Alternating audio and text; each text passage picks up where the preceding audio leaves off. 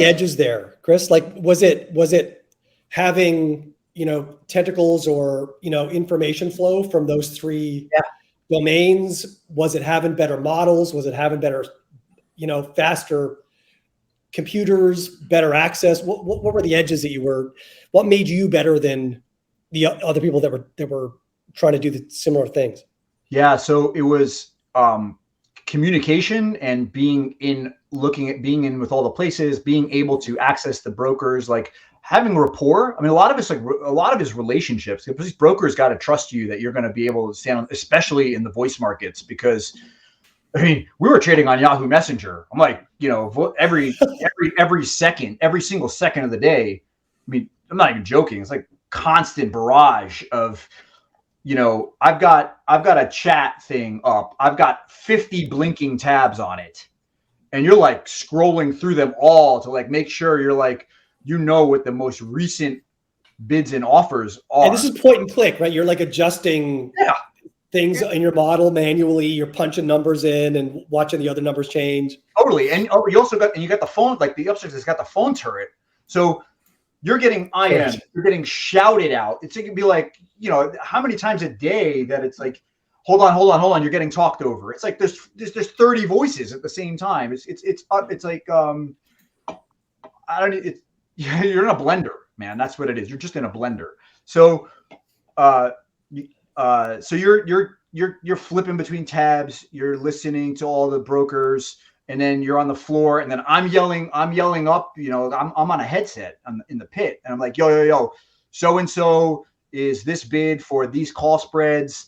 They're bidding for 500. I think he's got 1,500 behind. Is there anything you can go so basically like he's going to do that. So he's going to kill the skew. Are there any call bids on voice? Are there any call bids on the IM? So you're looking for a lean. Yeah. To smoke those, like what's the best bid out there in the 20 Delta call, and go wax those bids, and I'll sell these call spreads in the pit, and then we'll buy a straddle back somewhere else. And what we're doing is legging everything, right? So it's like in the pit, I sold the call spread outright. In upstairs, I bought the straddle, which is like basically buying the at the money leg back.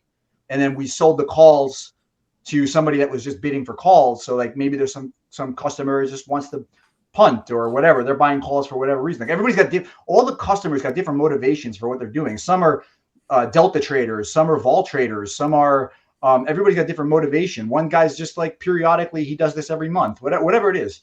So you're trying to match this all up. And in the meantime, you have to decide, I mean, you'd like to be flat, but like you kind of have to have a position. I mean, there's no, the amount of line items that I would have like, like literally thousands of line items on my book, like just strikes and every month and all over the place. And I got a 6 lot there, and I got a, 1,500 lot over here, like everything.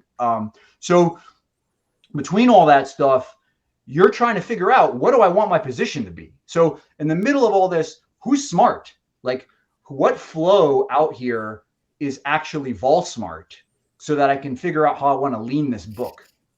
Right. So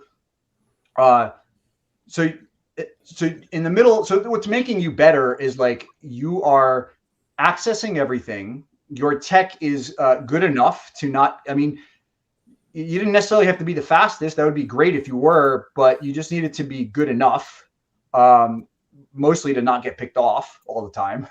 And then you had to basically cover all the markets. And now if you're doing all that, that was enough to have an edge. You could trade like one product. If you had all your bases covered, you had relationships with the brokers, and you had coverage everywhere, you could make money. You could you had a business. And if you were clever enough to position the book the right way, you could survive.